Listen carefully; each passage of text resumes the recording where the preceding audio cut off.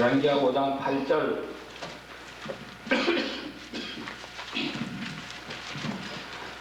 다 한 목소리로 같이 읽겠습니다.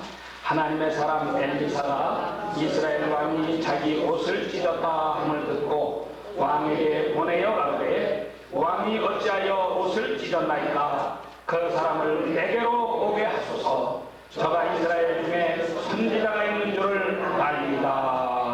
아멘.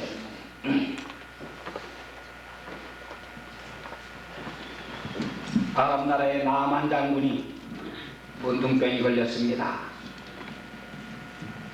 저는 젊을 때 한때는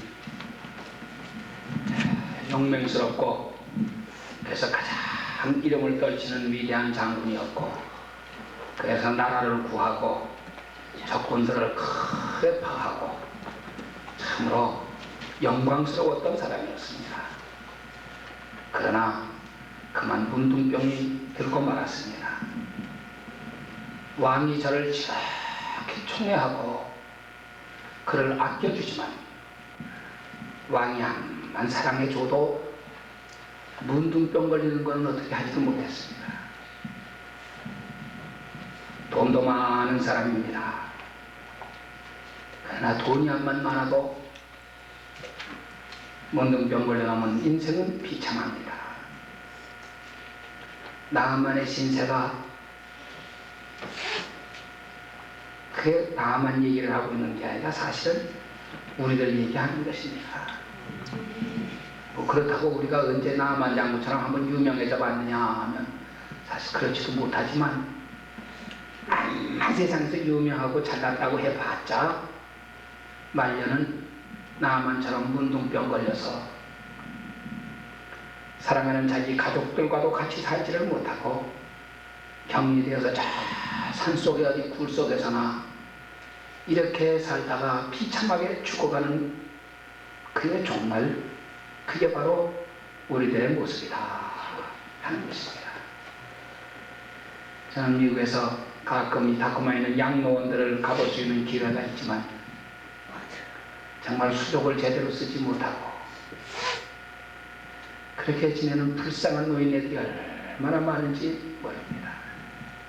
젊었을 때 한때는 그래도 얼마나 뻐기고 큰 소리치고 이름도 날리고 돈도 잘 벌고 영광도 받으면서 그렇게 살기도 했을 텐데, 늙어서 병들어 놓으니까 자식들도 하나도 와서 돌아보는 녀석도 없고 1년 내하도록 아무도 찾아와 보지 않는 사람들도 많이 있다고 합니다. 그 사람들 얘기가 아니고 그게 바로 우리들의 이야기요. 젊어서의 영광이 되는 게 그게 다 뭡니까? 사실은 아무것도 아니죠. 말년에 문둥병 들어 비참하게 인생을 끝낼 수밖에 없는, 그것이 바로 옛날 나만의 모습이고 오늘 우리들의 모습입니다.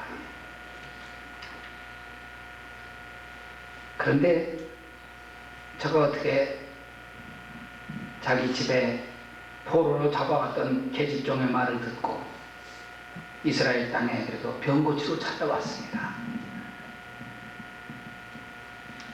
처음에는 왕을 찾아갔지만 왕이 병을 고치지 못하죠.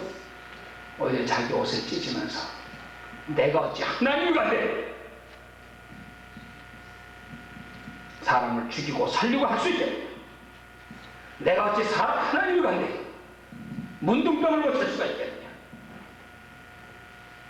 아람 왕이 문둥이 하나를 나한테 보내가지고 고쳐라 하는 것은 사실 문둥병 고쳐달라고 하는 이야기가 아니고 그것 가지고 괜히 특집 잡아서 우리나라 쳐들어오려고 하는 거 아니겠느냐. 그 말에 그 밑에 있던 모든 대신들이 할 말을 잃어버리고 말았습니다. 황공무지로 소이다. 할 말이 없는 거예요. 왕이 하는 말을 들으니까 진짜 그럴 것 같거든요. 자기 나라에 문득도 고치는 의사가 있습니까? 자기들도 그런 소리는 못 들어봤는데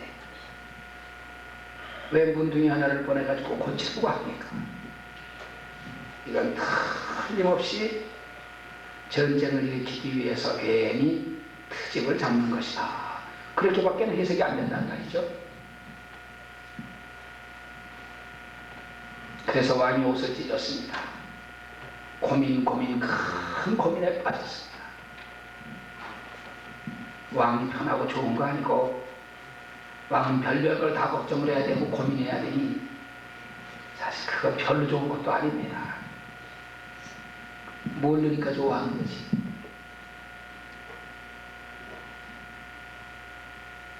엘리사가 그 말을 들었습니다.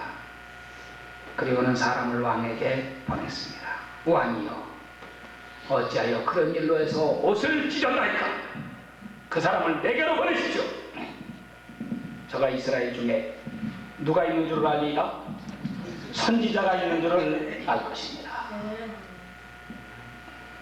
이스라엘의 아람 나라의 왕보다도 더 훌륭한 왕이 있는 것을 알 것입니다. 그렇게 말하지 않았습니다. 이스라엘 나라에는 아람 나라에 없는 훌륭한 의사가 있는 것을 알 것입니다. 그런 소리 안 했습니다. 이스라엘에는 아람 나라에 있는 어떤 장군보다도 더 용맹스럽고 훌륭한 장군이 있는 것을 알 것입니다. 그런 소리도 하지 않았습니다. 이스라엘에는 누가 있습니까? 누가 있어요? 선지자. 이스라엘에는 선지자가 있습니다.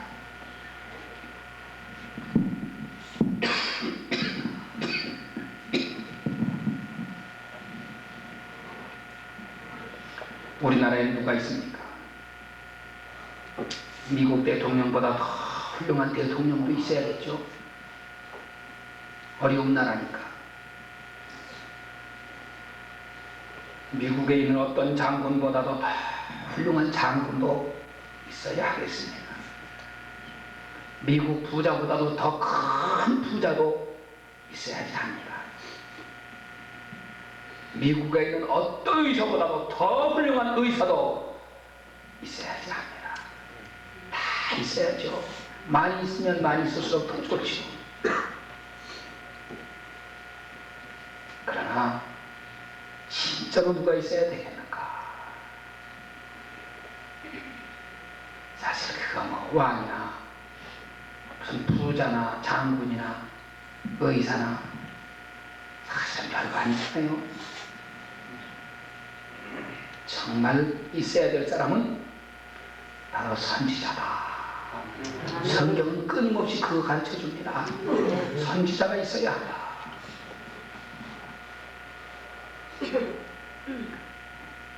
선지자. 선지자가 누굽니까? 선지자가 누굽니까? 많은 사람들이 이 세상적인 명예, 권세 이런 거는 다 사모하고 뭐 그런 건 얻으려고 애를 써도 진짜로 하나님이 기뻐하시는 선지자가 되려고 하는 사람은 찾아보기 힘듭니다. 어떻게 재주 피워서 목사 안수료도 받아보려고 하는 사람 많고, 교회 다니도 어떻게 재주 피워가지고 빨리 장로 되보려고 하는 사람은 많고,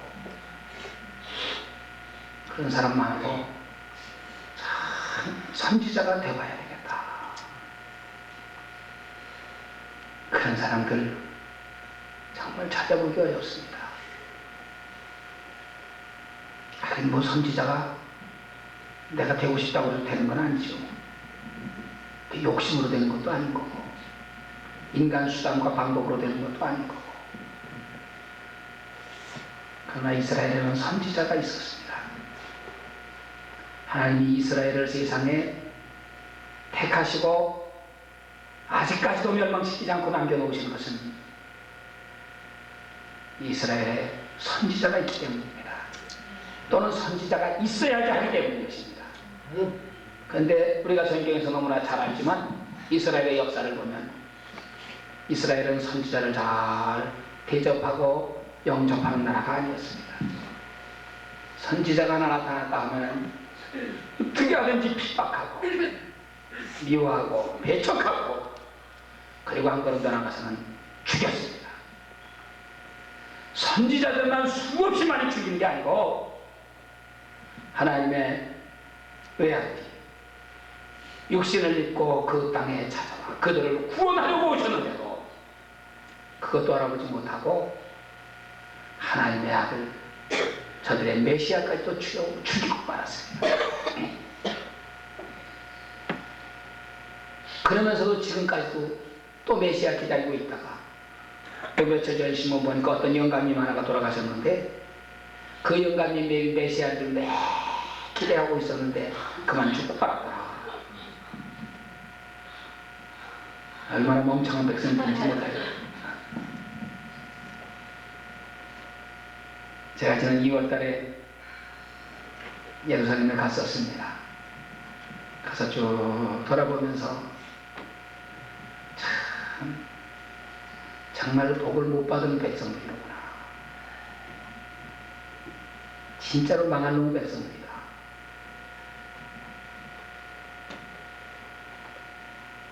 종교인이라고 하는 게 사람을 위선자 만들어요. 특별히 종교 지도자들. 그러니까 예수님도 당시에 다른 사람들, 불쌍한 사람들, 병자들, 가난한 사람들 이런 사람들에게는 한없는 동정을 베푸시고 사랑을 베푸시고 했지만 잘났다고 하고 지도자라고 큰소리치는 바리새인들, 제사장들, 율법사들, 서기관들 이런 우리들을 향해서는 막 사정없이 저주를 퍼부었습니다. 화 있을진저 외식하는 서기관과 바리새인들이요.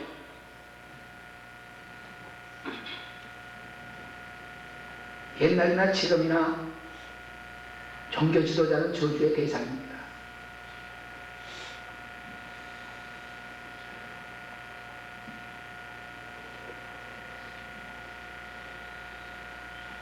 얼마 전에 어떤 여자분이 저에게 글을 하나 보낸 게 있는데 읽어봤더니 그랬어요.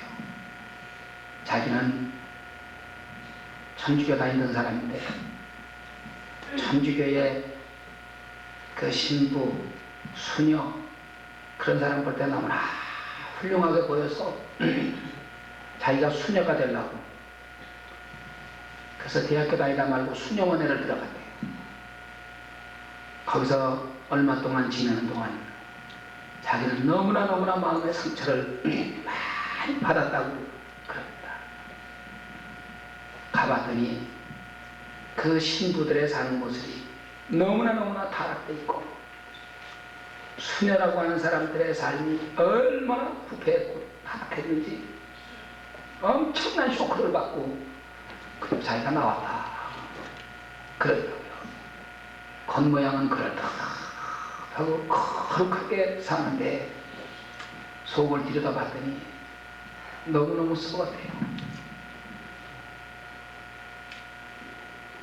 중들도 거룩한 척을 하고 머리는 빡빡하고 목탕 두드리고 다녀도 얼마나 썩었습니까? 중들 싸우는 꼴 보니까 말이에요.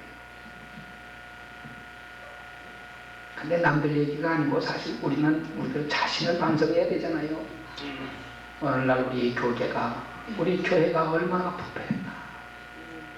겉으로는 거룩한 척하지만 사실 우리가 부패하기 때문에 세상이 망합니다. 근데 이 신학생 녀석들은 자기를 반성하려고는 하지 않고 바깥에 정치가들 보고 뭐라고나 하니까 아우성치고 야단치고 그럴 줄만 알지. 사실은 우리가 부패해서 나라가 망하는 건데 교회가 부패하면 정치가 부패하고 정치가 부패하면 나라가 부패하는 거고 결국은 멸망. 열쇠는 우리 손에 있습니다. 그렇기 때문에 이 회개의 운동이라고 하는 게 얼마나 중요한 것인가. 이게 명예권세 얻자고 하는 거 아니잖아요. 이게 돈 벌자고 하는 거 아니잖아요. 회개하면 나라를 살립니다. 회개해야지만 세상이 삽니다. 그런데 하나님 말씀 바로 전하면 핍박 안 받은 사람이 없어요. 구약 성경에서 확실하게 우리에게 보여주고 있지만 하나님의 선지자들 다 돌로 쳐 죽이고 가는 데마다 배척당하고 거짓 선지자들은 오히려 환영받고 참 선지자들은 멸시 천대받고 감옥에 갇히고 매맞고 죽임당하고 그렇다고 해서 핍박받는다고 해서 다 참 선지자도 아니에요.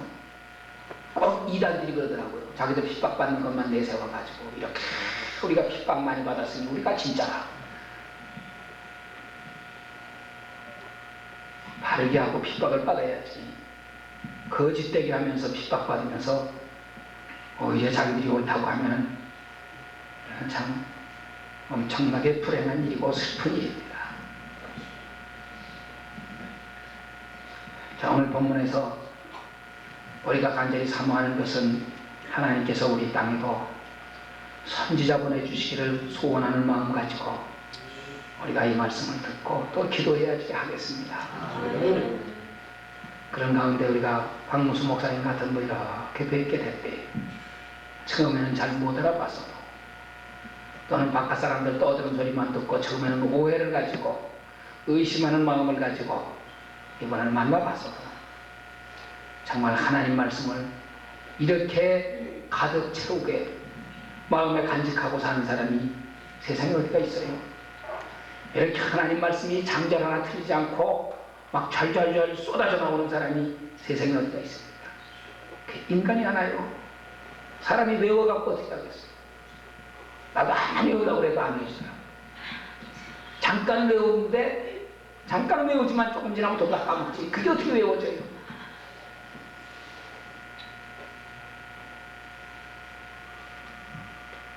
저도 군대에 있으면서 성경 암송대회 나가서 1등을 했는데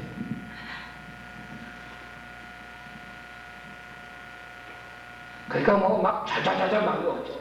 얼마나 잘 외웠지. 근데 조금 지나고 나니까 다 까먹어갖고 못하겠어요.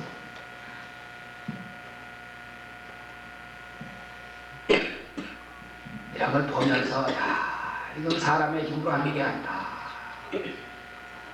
정말 하나님의 능력이로구나. 하나님이 함께 하시는구나. 좀 보면서 그 앞에 무릎을 꿇을 줄 알아야 되는데 왜 이렇게 인간들이 못돼 먹었을까?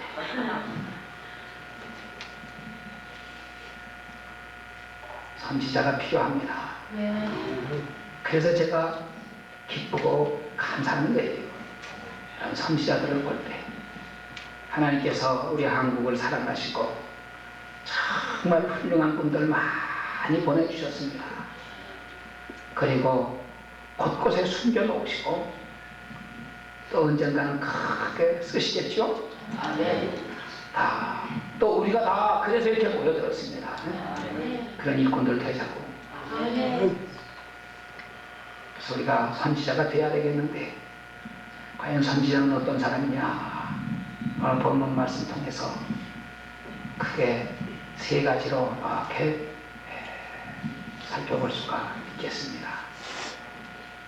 근데 일반적으로 이스라엘에서 기름 부음 받은 자, 예수님을 그리스도라고 하고 그리스도라는 말이 기름 부음 받았다 그런 말인데 누구에게 기름을 붓느냐? 세 종류의 사람에게 기름을 붓는다고 그러죠. 첫째는 누구에게 붓습니까? 제사장, 왕, 그리고 선지자. 왕이야 뭐 다 설명이 필요 없도록 잘 아는 사람이지만 제사장하고 선지자하고는 뭐가 다릅니까? 제사장과 선지자는 뭐가 달라요? 근본적으로 뭐가 다른가? 아주 알기 쉽도록 한마디로 이렇게 설명할 수 있는 뭐 없어요. 제사장과 선지자는 뭐가 다른가?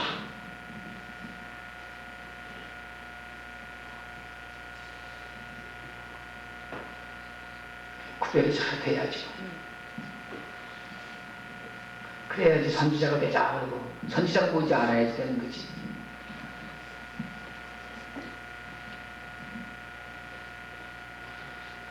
제사장은 백성들 전체를 대표해 가지고 하나님 앞에 나아가서 물론 먼저 자기의 죄를 위해서 제사드리고 또 백성 전체를 위해서 하나님 앞에 속죄의 제사를 드리는 사람입니다. 백성들이 여러분들 앉은 거기에 있고 하나님이 저기 계시다 그러면 말이죠, 내가 제사장이면 나는 여러분들하고 똑같은 방향으로 이렇게 서야 됩니다. 그리고 하나님 앞에 나아가서 여러분들 모두를 위해서 하나님 앞에 속죄의 제사를 드리는 사람입니다. 근데 선지자는 똑같이 하나님이 기름 부어서 쓰시는 종이지만 서 있는 방향이 반대예요. 제사장은 이렇게 서 있어야 되고 선지자는 반대로 이렇게 서 있어야 됩니다. 내 뒤에 하나님이 계세요. 하나님께서 선지자에게 말씀을 주십니다. 백성을 대표해서 일하는 게 아니고 하나님을 대신해서 일하는 사람이에요. 눈에 보이지 않는 하나님입니까? 눈에 보이는 인간을 들어가지고 선지자를 삼아서 너는 내 말을 전해라. 하나님이 우리에게 직접 말씀하시면 얼마나 좋겠습니까마는 우리는 고장난 라디오 같아가지고 하나님이 직접 말씀을 해도 알아들을 수 있는 귀가 없어요. 못 알아들어요. 라디오가 고장나면 소리가 나오나요? 텔레비전이 고장나면 화면이나 소리나 나옵니까?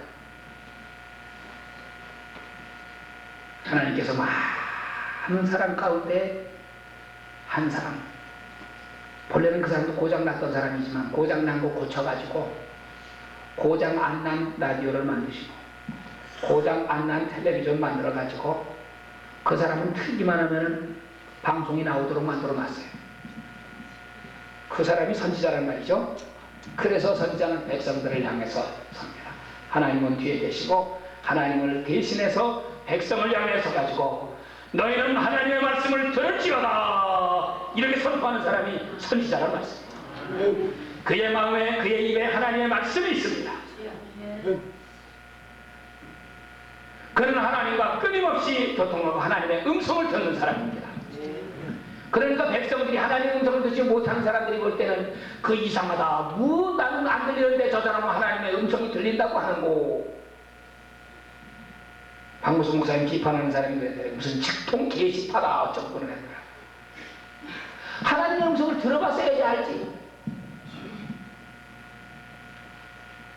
어쩌다가 그런 사람이 목사 됐는지 모르겠어.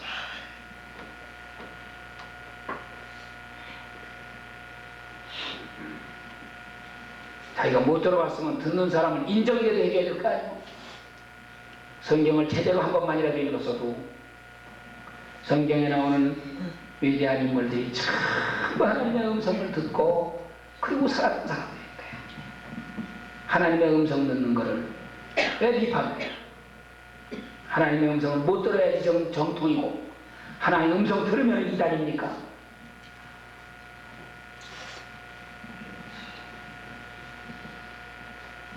이 사람은 그래서 한마디로는 선지자는 하나님의 말씀의 사람입니다. 하나님이 당신의 말씀을 전하기 위해서 세워놓으신 사람이에요. 그리고 그에게 끊임없이 말씀을 주시며 백성들에게 전하게 하십니다. 그러므로 그의 입에는 하나님의 말씀이 있어요. 너희는 무엇을 보려고 광야에 나갔더냐? 바람에 흔들리는 갈대냐? 그러면 어찌하여 나갔더냐? 부드러운 옷 입은 사람이냐? 부드러운 옷 입은 자들은 왕궁에 있느니라. 그러면 어찌하여 너희가 나갔더냐? 선지자를 보려더냐? 옳다. 내가 너희에게 이르노니 선지자보다도 나은 자니라. 선지자가 나타나면 백성들이 모여들죠. 하나님 말씀이 거기에 있으니까. 근데 조금 더 구체적으로 선지자가 어떤 일을 했느냐. 엘리사의 경우에서 보면 첫째, 선지자는 유권적인 해석자다. 저는 그렇게 설명을 하고 싶어요.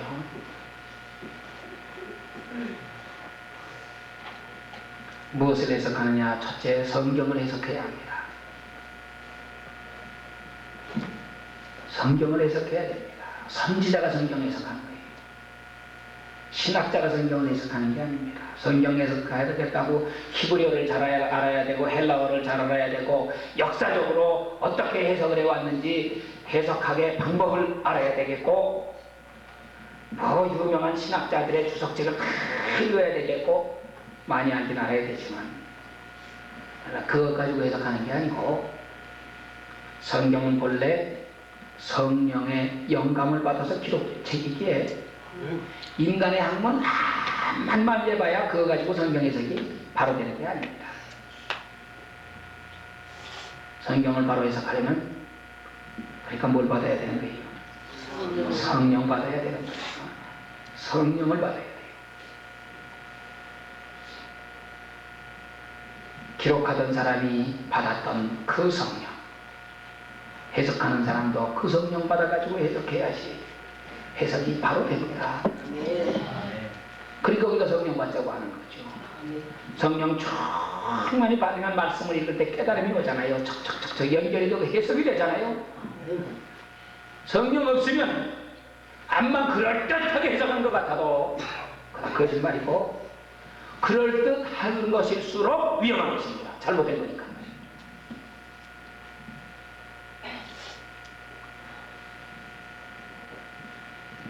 박무순 목사님 같은 분 볼 때 참 놀라운 것은 그렇게 성경을 많이 외우고 알고만 계신 게 아니라 이 말씀들을 전부 연결시켜 가지고 해석을 해 나가는데 그 해석해 나가는 속에서 깨달음이 오잖아요. 한마디 한마디에 깨달음이 있지 않습니까? 깨달은 게 은혜예요. 말씀 들을 때 깨달음이 와야 됩니다. 눈을 열어주는 거예요. 어떤 설교는 귀로는 듣기 좋아서 끄떡끄떡 해도 눈이 도무지 열리지 않는 설교가 많습니다. 성령으로 하는 설교가 아닙니까? 눈이 열려야 합니다. 소경 거지 바리메오처럼 눈이 떠져야 하는 것입니다. 영의 세계에 눈이 떠져야 되는 것입니다. 성경 보는 눈도 열려져야 되는 것입니다. 100번을 읽어도 무슨 소리인지 몰랐는데 말씀 한 번 듣고 나니까 펄떡 깨달아져가지고 야 이게 바로 이 말씀이라구나 깨달아져야 된다는 거예요. 지난번에 산에서도 얘기했지만 이사야 41장 8절 가지고 삼위일체다. 그건 100번 읽어봐도 모르는 거예요. 눈이 열려져야지 아는 거지. 눈이 안 열려진 인간이 어떻게 알겠어? 그러니까 비판하지.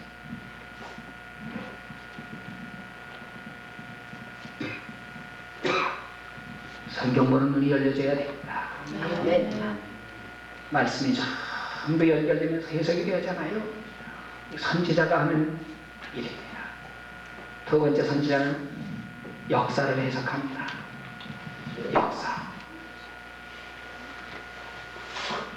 역사를 영어로 히스토리라고 합니다. 히스토리란 말은 his story 한데 합해가지고 히스토리가 됐다고 그래요.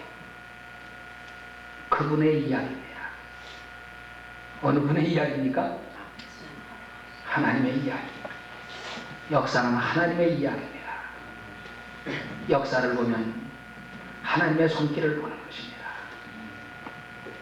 의로운 자는 반드시 흥하고 형통하게 되고 악한 자는 반드시 망한다. 역사의 교훈 제1조입니다. 악을 행한 자는 반드시 망한다. 하나님이 안 계실 때는 악을 행하는 자가 왜 망하겠어요?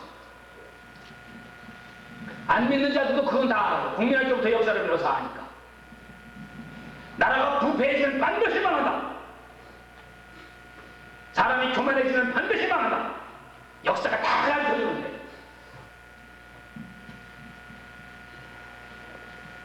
국민학교부터 역사를 배운다고 해서 다 배워 알면서도 하나님 없다고 하고 있으니 그렇게 어리석은 인간들이 세상에 어디가 있어요?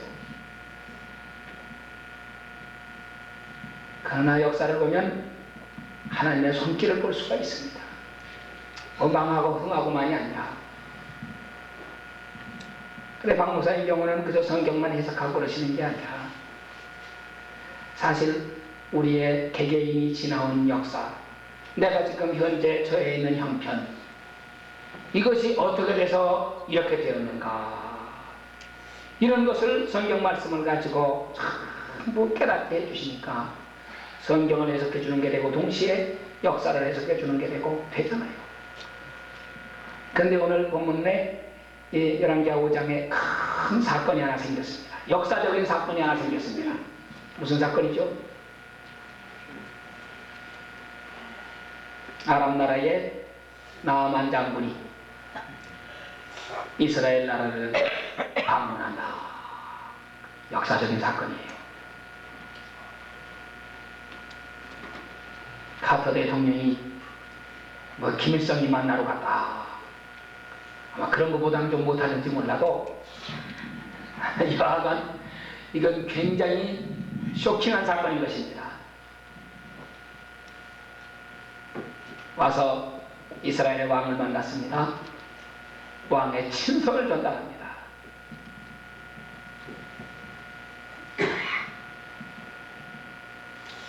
그 편지를 받고 왕은 뭐라고 해석을 했습니까? 내 병 고쳐주시오 하는 편지인데 그거 받고 뭐라고 해석을 하죠? 이것은 병 고쳐달라는 게 아니라, 병 고쳐주시오 했는데 병 고쳐달라는 게 아니래요. 그리고 전쟁 일으키겠다고 하는 거다. 그 왕의 해석에 대신들은 한마디도 감히 이론을 제기하지 못했습니다.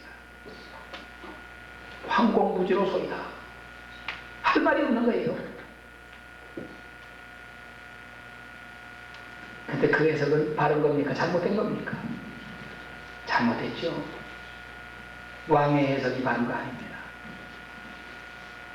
암만 훌륭한 왕이라도 해석을 잘못할 수 있습니다. 오늘날 전 세계가 제일 골치 아프고 미국 대통령도 그래서 고민하고 있는 것은 이북의 핵 문제입니다. 저게 내가 늘 뭐냐? 해석을 해야 될 거 아니에요? 근데 미국 사람들이 해석하는 거하고 한국 사람들이 해석하는 거하고 해석이 달라요. 미국 사람들은 막 전쟁 나야 된다고 떠들어대고, 우리나라 사람들은 전쟁 나면 절대로 안 된다고 니들 떠들지 말라고 그러고 해석하는 게 달라요. 세상 모든 일은 바른 해석이 있을 텐데, 바른 답이 있을 텐데 우리 인생들이 그 답을 못 찾습니다. 그러니까는 고민합니다. 하나님의 선지자가 그 해석을 쥐고 있잖아요. 왕이여 어찌하여 그만한 일로 옷을 찢으셨나이까?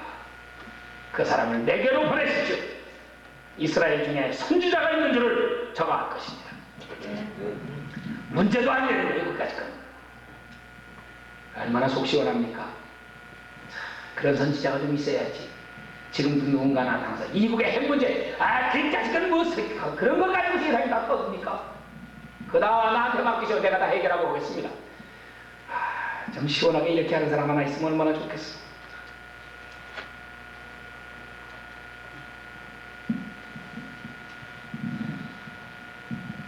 하나님의 선지자가 있어야 하는 것입니다. 세 번째로 뭘 해석하느냐? 자연을 해석합니다. 선지자는 자연을 해석해요. 박 목사님도 수시로 그런 말씀하시지만 이 자연 만물 하나하나가 아무렇게 있는 게 아니고, 파리 한 마리가 날아와도 하나님 왜 이놈이 여기 날아왔습니까? 뜻없는 게 없고 우연히 저절로 되는 건 없어요. 의미 없는 소리가 없고 뜻없이 아무렇게나 되어 있는 건 없습니다. 여러분들이 새벽 시간에 우리 교회에 이렇게 찾아 나오신 게 다 뜻없는 거 없어요. 우연히 그렇게 된 것 같아. 하나님의 그 심속에 다 들어있잖아요. 우리에게 그거 찾으라고 하십니다.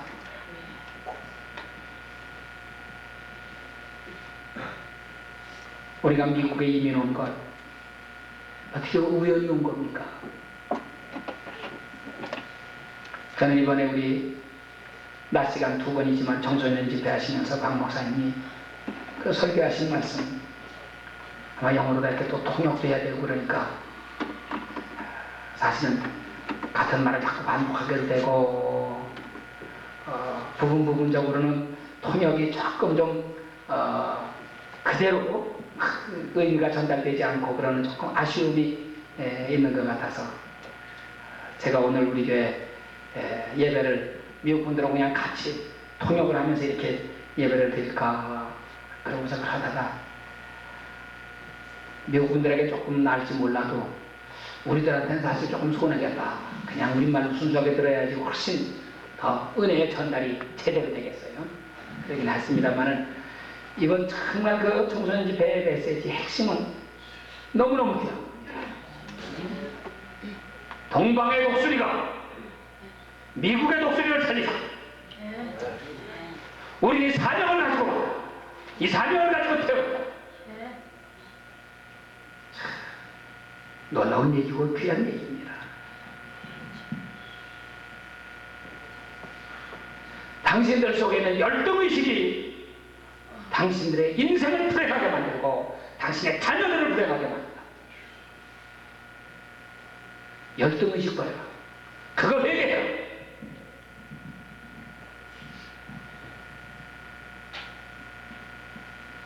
우리가 사명을 찾으면 열등의식 같은 거 없이 당당하게 큰 기쁨 가지고 살 수 있는데 사명의식이 없어놓으면요 괜히 신세한탄이나 하고 있고 누가 돈 좀 벌었다 그러면 부러워가지고 입을 쩍 벌리고 앉아서 얼마나 좋을까 나도 돈 좀 저렇게 벌어봤으면 부러운 게 너무 많아. 자기 사명의식을 갖지 못했습니다. 자기를 찾아야 돼요. 자기 위치를 찾아야 하는 것입니다. 자, 선지자는 누구냐? 두 번째 선지자는 만병의 대의사입니다. 선지자는 의사입니다. 그렇죠? 나아만 장군 문둥병 걸렸지만 선지자 엘리사를 찾아와서 깨끗하게 해결을 받았습니다.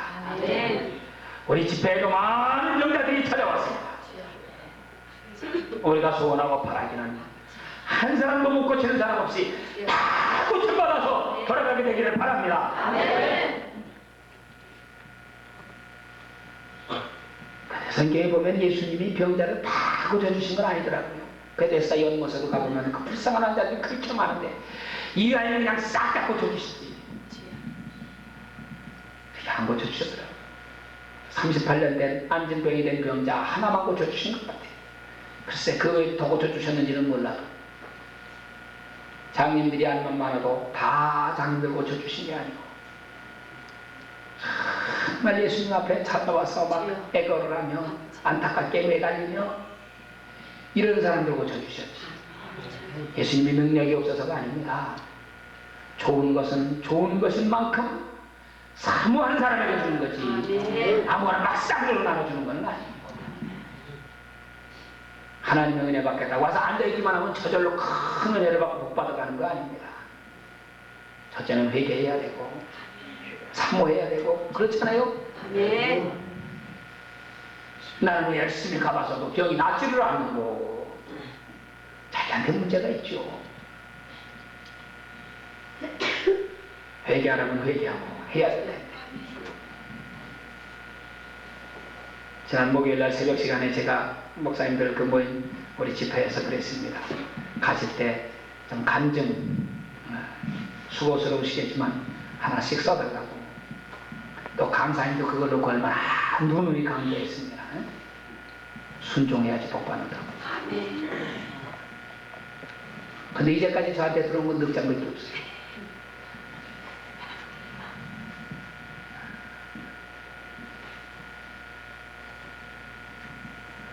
간단하게만 써도 될 텐데 이거 꼭 길게 뭐 그렇게 쓰려는 게 아닌데도 병 고침 받았으면 나는 무슨 병이었는데 고침 받았습니다. 한 마디만 하면 되잖아요.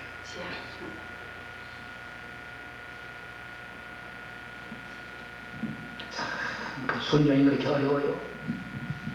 그런 정도의 순종도 그렇게 어려우니 더 어려운 거 순종을 요구하면 어떻게 하겠습니까? 하긴 나만도 요단강에 가서 목욕 7번을 했는데 그것도 순종 못할 뻔했죠. 그래서 밑에 사람을 잘 뒀어요. 선지자는 의사입니다. 병을 고칩니다. 첫째, 육신의 병을 고칩니다. 구약성경에 보면 병 고쳤다는 이야기는 수없이 쏟아져 나옵니다. 예수님도 오셔서 많은 병자들을 고쳤습니다. 사도들도 나아가서 많은 병자들을 고쳐냈습니다. 그리고 병 고치는 그 놀라운 일들은 지금도 끊임없이 계속되고 있는 것입니다. 저도 고등학교 3학년 다닐 때 신경통 걸려가지고 고생하다가 그래서 예수님 믿고 지금 목사가 됐습니다. 우리 교인들도 어떻게 하다가 예수 믿게 됐는고 한 사람 한 사람이 이렇게 만나서 이야기를 하면 거의 대부분이 다 병 들어가지고 그래서 예수 믿는 사람들 병 들어야 예수 믿더라고요. 건강하면 예수 잘 안 믿고. 감사해요. 하나님은 질병을 통해서라도 우리를 불러내시는데 어떤 사람은 병 들었을 때 하나님이 부르시는구나 깨닫고 나와서 구원받는 사람이 있고 어떤 사람은 그거 모르고 그냥 병원만 찾아다니고 사람들만 찾아다니고 그러다가 그 병 속에서 멸망하고 많은 인간이 있고 하나님의 부르시는 음성을 들어야 돼요. 아멘. 그 음성 들으시기 바랍니다. 아멘. 그래서 육신의 병 그 다음에는 또 무슨 병도 있죠. 육신의 병만 있나요? 마음의 병이 있죠. 마음의 병 든 사람. 베드로도 예수님 모른다고 3번 부인하고 갔을 때는 마음이 병들었고 사마리아 여인도 마음이 단단히 병들었을 거예요. 인생이 너무너무 쓰리고 괴롭고 아프고 이게 이렇게 인생이 쓰라리고 고통스러운 것일까? 그런 마음의 아픔, 그런 병들이 아마 우리 모두에게도 다 있을 거예요. 평생토록 잊을 수 없고 지울 수 없는 마음의 고통과 괴로움. 하나님은 그 병을 고치시는데 선지자를 통해서 고치시잖아요. 여러분 그거 다 고치십시다. 마음이 병들어서 그래요. 예수님은 제자들이 겟세마네 동산에서 잠자는 거 보고 그러시더라고요. 마음에는 원이로되 육신이 약하구나. 그래서 사실 우리가 그 말씀을 너무 잘 써먹어요. 그렇다면 마음에는 원이로되 육신이 약하다. 그래서 저는 그 말씀 보면서 그건 예수님이니까 그렇게 하신 말씀이지. 사실은 우리들 냉정하게 자기를 살펴보면 마음에도 원하지 않아요. 그래 로마서 1장 28절이요. 그 마음에 하나님 두기를 싫어해요. 자기를 발견해야 되는데 주제 파악들을 못하고 살아요. 갈피터면 육신이 약화되는 거 내세워가지고 어쩔 수 없다고 그래요. 어쩔 수 없는 게 아니에요. 하나님은 우리 마음의 병도 고치시니까 다 고침받아서 살아야지 하겠습니다. 아멘. 뿐만 아니라 신앙이 병든 것도 고치시고 가정이 병든 것도 고치시고 생활이 병든 것도 고치시고 지식이 병든 것도 고치시고 고치시죠? 이번 간병문서내신 분 가운데 한 분은 그랬어요. 자기는 그 밴쿠버에서 오신 구세군 사관 목사님 그러셨더라고요. 자기는 박문수 목사님 테이프를 전에 들으면서 구원론에서 있어서 혼란을 일으켰는데 그렇지 한번 구원받으면 영원히 구원받는다는 소리만 내 듣고 배우다가 박 목사님 설교 들으니까는 천만의 말씀이잖아요. 그러니 혼란이 일어나죠. 그러니까는 박무순 목사님 구원론이 틀렸다고 막 또 비판하고 위하는 그런 사람들 많이 있잖아요. 한 번 구원받으면 영원히 구원받는 거지. 구원받은 사람이 어떻게 타락할 수가 있느냐 해가면서도 막 비판하더라고요. 구원론 잘못했다고. 근데 이번 집회에 자기가 참석하고 확실하게 깨달았다. 이제 그런 그 갈등과 고민하던 게 없어졌다. 그리고 이야기를 하십니다. 지식이 병든 거고 신앙이 병든 거예요. 근데 사람들은 신앙이 잘못되어 갖고 있으면서, 제가 신학교 학생들 가르쳐 보니까 잘 알아요. 신학생 주제에 이제 배우겠다고 신학교 찾아온 주제에 말이요. 그것도 이제 1학년 간입학해 놓고 교수가 가르치면 아멘하고 받아야지. 틀렸대? 기분 나쁘다고 나가고.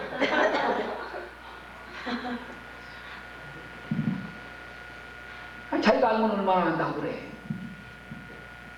잘못된 선생님들한테서 어려서부터 배우는 게 들어가 있어. 선입관념, 고정관념, 이것이 바른 지식을 배척합니다. 그래서 의인들이 고통을 당해요. 바로 가르쳐주는 것도 비슷하고 하니까 말이죠. 그런데 옛날 우리 조상들이 그랬대요. 작은 의사는 사람의 병을 고치지만 큰 의사는 나라의 병을 고친다. 사람 육신의 병 고치는 거 조금 더 올리면서 마음의 병을 고친다. 그건 별거 아니래요. 나라의 병을 고칠 수 있는 사람이 돼야지. 그래서 김영삼 대통령이 한국 병 고치겠다고, 나라의 병을 고치겠다고 말이죠. 그 말을. 그리고 칼을 뽑아 들고 갖고 대통령이 되긴 됐는데 고치려고 그래 봤더니 아이고 너무너무 힘드는 거를 그분이 느낀 거죠. 바로 자기 주위에 있는 사람들부터 전부 다 썩어가지고 있으니 말이요. 병을 고치려고 했더니 구석구석이 너무너무 많이 썩었어. 어떻게 손을 대야 될지를 모르겠어. 수술을 하겠다고 째봤는데 전부 암이 퍼져가지고 더 건드렸다가는 안 되겠어. 돌 덮어놓은 거지. 쉬쉬하고 말고.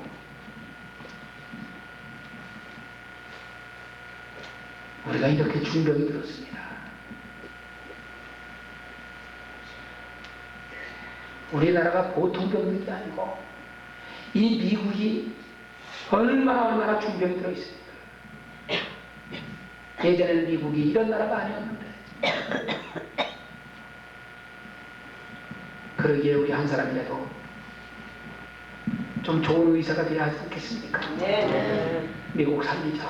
네. 한국도 살리자. 네. 그러라고 하나님이 부르셨고 이분이 그저 목이 터져라 외치고 이렇게 쓰고 돌아다니면서 하는 일이 회개하자. 이것만이 살린다. 아멘. 이것만이 살리는 거야. 아멘. 회개하지 않으면 사는 길이 없으니까. 아멘. 그래서 저도 그 말씀이 너무너무 바른 말씀이잖아요. 회개하지 않는데 그래야 살게 되는데. 그래서 저도 여기 동참을 한 사람이 된 거죠.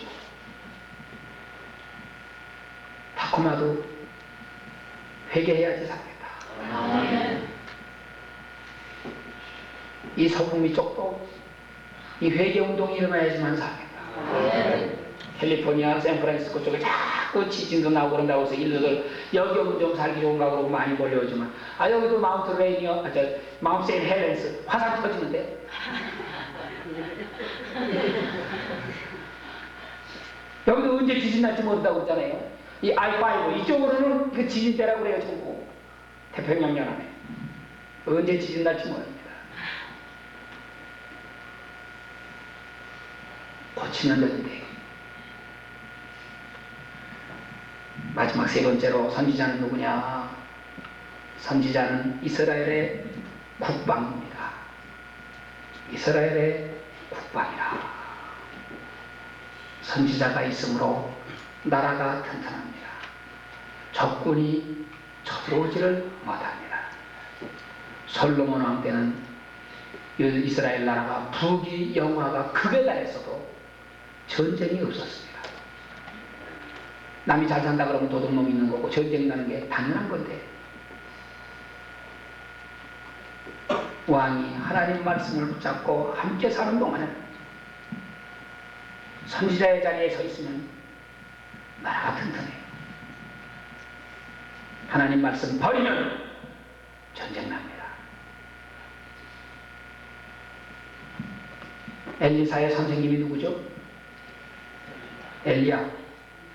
엘리야가 세상 떠나게 될 때 엘리야는 죽은 게 아니고 승천했습니다. 그때 엘리사가 엘리야를 끝까지 따라다녔어요.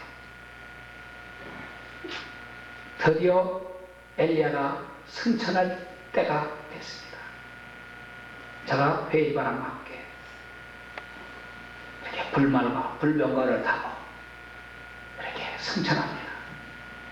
그때 그 밑에서 엘리사가 자기 선생 엘리야를 보고서 소리 지릅니다. 뭐라고 그러던가요? 뭐라고 했죠? 갑자기 영감을 주시옵소서. 뭐 주시지 않고 납니까?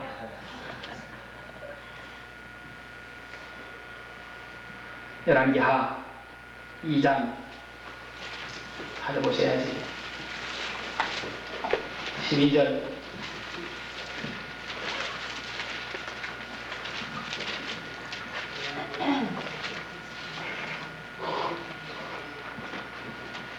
열왕기하 2장 12절입니다. 자, 뭐라고 그랬어요? 엘리사가 보고서 소리 지르죠? 뭐라고요? 내 아버지여, 내 아버지여, 이스라엘의 병거와 그 마련이여. 엘리사는 자기의 스승 엘리야를 어떤 사람으로 보았느냐? 너무 잘 보여주고 있는 말씀이죠? 한마디로 누구라고 보았습니까? 그는 바로 첫째 내 아버지다. 나이를 보거나 또 스승이라고 하는 면에서 보거나 아버지라는 말씀은 맞죠. 그 아버지라고 본 건 또 그건 우리가 쉽게 이해할 수 있는 말인데 그 다음 말씀이 묘하잖아요. 이스라엘의 병거와 그 말이요. 그 말은 뭐 이스라엘을 지키는 사람이란 말이죠. 당신이 있으면 이 나라가 튼튼하고 당신 없으면 이 나라는 위태합니다. 자기의 스승 엘리야 선지자가 이스라엘의 병거와 마병인 것을 알고 자기도 선지자가 됐더니 하나님이 엘리사를 이스라엘의 병거와 마병으로 또 써주셨습니다. 아멘. 엘리사가 있으면 아람 나라가 못 쳐들어가요. 왕이 작전 계획을 다 세워가지고 쳐들어가려고 그러다 보면 벌써 엘리사는 먼저 알고 자기 나라 왕한테 가르쳐준단 말이에요. 몇 월 며칠 날 몇 시에 어디로 아람 나라가 쳐들어옵니다. 그러니 가서 방비하십시오. 거기 가서 딱 기다리면 틀림없이 오는데 그래서 오는 쪽쪽 다 물리치고 아람 나라 왕이 고민에 빠졌습니다. 대신들을 모아놓고 회의를 합니다. 야 이놈들아, 너희놈들 가운데 틀림없이 간첩이 한 놈이 있다. 어떤 놈이지 빨리 자수해서 광명 찾아. 광명 안 찾겠지 못 찾겠지 자수해봐도. 근데 그 중에 똑똑한 사람이 하나 있었잖아요. 멍청한 녀석들만 모인 것 같아도 똑똑한 사람 하나쯤은 있긴 있더라. 왕이요, 사실 그게 아닙니다. 우리 가운데 간첩이 있는 게 아니고 이스라엘 나라에는 엘리사라고 하는 선지자가 있습니다. 그 사람은 왕이 침상에서 하는 이야기도 환하게 알고 있습니다.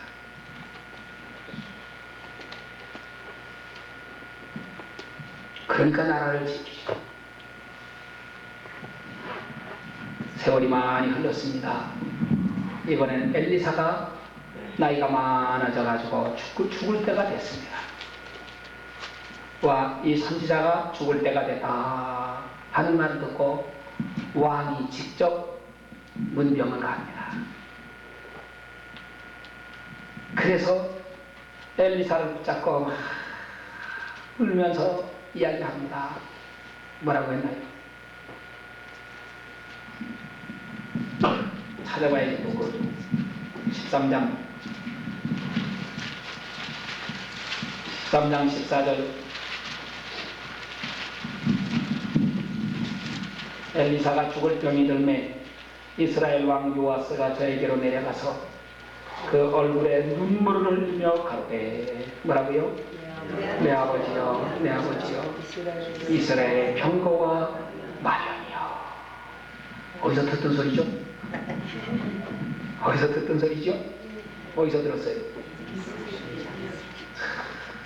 엘리사가 엘리야를 보고 그렇게 말했는데 하나님은 엘리사를 그런 사람 만들어줬습니다.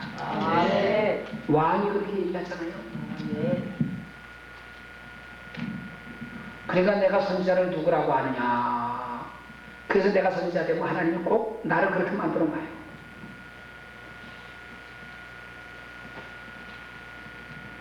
소돔과 고모라에는 의인 10명이 없어서 멸망했습니다. 선지자는 또 다른 말로 의인은 국방입니다. 의인 한 사람이 있으므로 나라가 튼튼합니다. 세상은 죄악이 넘침으로 말미암아 멸망당하지만 그러나 죄악이 안 많아도 의인들만 있으면 망하지 않습니다. 그게 성경이 우리에게 가르쳐주는 거예요. 그러니까 또 다시 뒤집어서 생각하면 세상은 의인이 없기 때문에 망합니다. 죄가 많아서 망하는 게 아니고 의인이 없어서 망합니다. 제가 미국에 포틀랜드에 왔습니다. 거기서 1년 반 동안 공부했습니다. 그리고 다코마리를 교육에 됐는데 제 선배 목사님이 있어서 인사를 갔어요. 목사님, 제가 이만저만 해서 다코마로 가게 됐습니다. 그분이 저보고 묻더라고요. 나 목사, 예? 내가 뭐 하나 물어볼까? 물어보세요. 그랬더니 만약에 진짜로 만약인데 소련하고 미국하고 전쟁이 나면 말이야 아마 핵무기를 쓰겠지 그러더라고. 미국하고 소련하고 전쟁 나면 그 세상 마지막인데 핵무기 있는 건 뭐 다 갖다 퍼부어버리겠지 뭐 하겠어. 그러겠죠.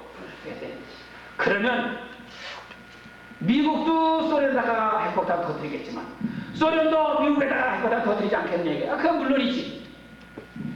그러면 소련이 미국 중에서 제일 먼저 어디다가 원자탄 터뜨릴까? 그러더라고. 여보세요, 내가 그런 걸 어떻게 합니까? 그건 내가 어떻게 하겠어? 그랬더니 그분이 얘기를 하더라고. 나 목사 잘 들어. 다코마야.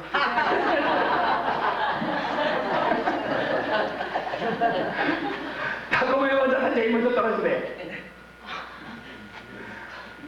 그런 적이 나하고 가래. 나보고 가는 사람 위해서 축복을 안 해주고 말이야. 원자탄 떨어진다고 공간이나 쳐갖고서는.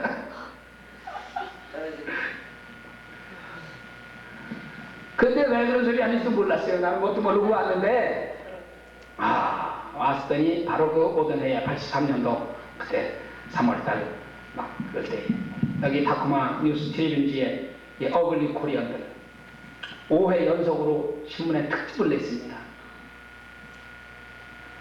그러게 군인 도시가 돼가지고 죄악이 많은 데지. 한국 사람들 여기 와서는 이제 전부 술집, 뭐 사우나탕, 뭐 맥 이런 것들만 하고 이래가지고 한국 사람들이 돈 벌고 산다.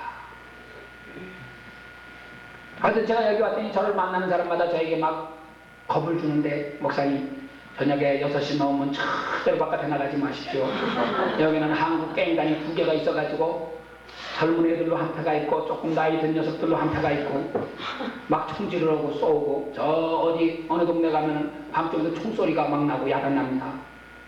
그러니까 신방도 다니지 마십시오. 오자마자 막 겁을 줘요. 살벌한 동네입니다.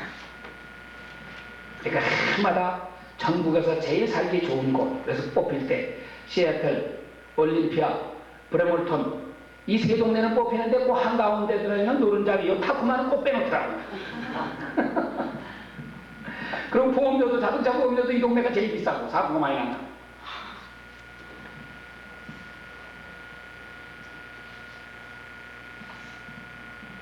그래서 참 그런 소리가 기억이 돼서 기도를 했습니다. 하나님 나를 왜 여기 보내셨습니까? 전쟁 나면 제일 먼저 원자탄 떨어지는 동네라는데 소돔과 고모라에는 의인 10명이 없어서 멸망을 당했는데 우리 다코마에는 의인이 몇 사람만 있으면 하나님이 멸망시키지 않고 하시겠습니까? 이곳에 한국 사람들을 보낸 것은 여기서 더럽게 살고 죄 짓고 타락된 생활하라고 보내신 게 아니고 여기에서 복음 전하고 의인 되어서 미국을 살리라고 보내신 게 틀림없는데 하나님이 타코마를 좀 살려주세요. 타코마 살려주세요. 여기 육해 공군이 다 있잖아요. 육군과 공군은 바로 이 타코마 안에 있고 해군은 옆으로 물통에 있고 그 목사님이 나보고 그러더라고요. 나 목사 생각을 해봐. 전쟁 나면 원자탄 어디다 떨어뜨리겠나? 군인 부대에다 떨어뜨릴 거 아니야? 이 태평양 건너 쪽으로는 타코마가 소련에서 제일 가까운 동네야. 그러니까 우선 제일 가까운 데가부터 먼저 떨어뜨려야지. 똑같이 쏴도 얘가 제일 가까우니까 제일 먼저 떨어질 거고. 듣고 보니까 그럴듯해요.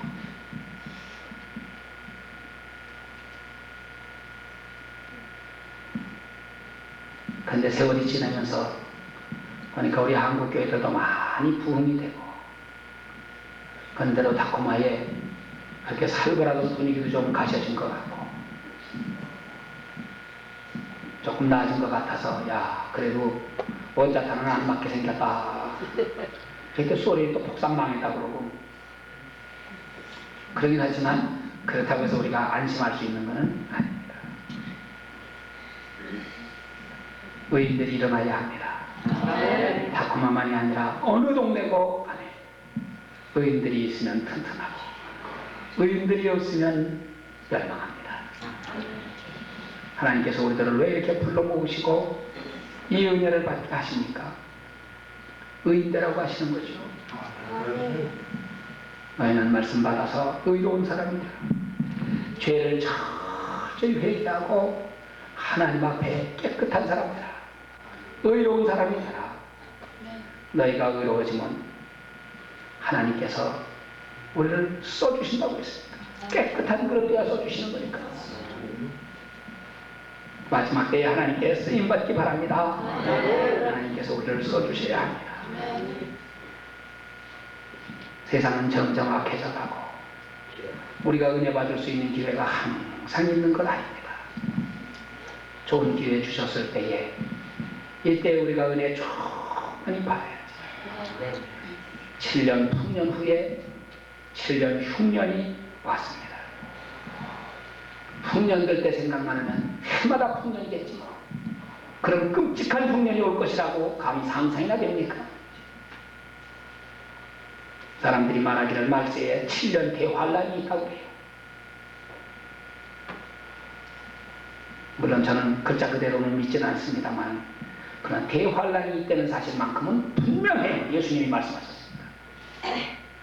몇 년간 나가겠느냐 그건 나도 모르지. 그러나 상징적인 의미에 있어서 7년이라고 하는 말은 옳습니다. 완전한 환란입니다. 이 세상을 마감하는 환란입니다. 그러나 다행한 것은 이 환란이 있기 전에 7년, 6년이 있기 전에 7년, 9년을 먼저 주셔서 깨어있는 자는 예비할 수 있게 하소서. 준비한 사람은 흉년이 와도 이겨나가더라. 그게 감사한 거죠. 말세에 암만 큰 환란이 온다고 할지라도 깨어서 미리 준비한 사람은 넉넉히 이겨나갈 수 있는 것이고, 오히려 환난 때 영광이 나타나는 거고, 요셉은 그때 영광이 나타나는 거예요. 준비 못한 자는 전부 멸망당하고 모욕을 당하고 비참하게 되고 될 수밖에 없습니다. 지금은 은혜의 때 아닙니까? 하나님이 막 부어주시는 때인데, 이런 때에 우리가 은혜 충만히 받아서 마지막 시대에 하나님께서 우리에게 주시는, 또 우리를 통해서 일하고자 하시는 그 일들을 이루어 나갈 수 있는 아름다운 일꾼들이 되어야지 하겠습니다. 오늘도 하나님께서 큰 은혜 주시고 복내려 주시기 바랍니다. 기도하십시다.